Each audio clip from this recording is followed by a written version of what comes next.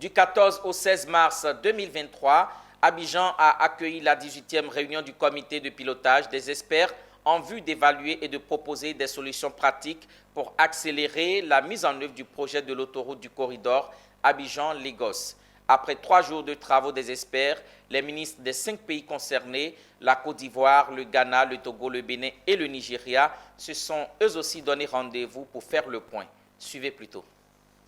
Elles étaient 4 sur 5, notamment les délégations de Côte d'Ivoire, du Ghana, du Togo et du Nigeria, à se retrouver à Abidjan le 17 mars 2023.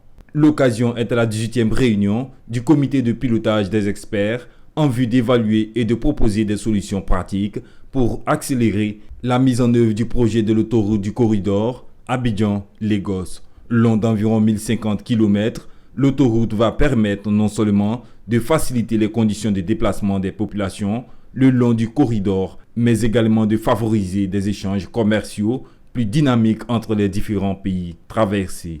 Tels sont donc les enjeux de ce projet, cher à ces pays représentés par leur ministre des Infrastructures. L'engagement de tous les États, de la Commission de la CEDEAO et des partenaires techniques et financiers a permis de faire progresser le stade des études. Après la validation du couloir du projet, nous avons démarré les études d'avant-projet détaillées.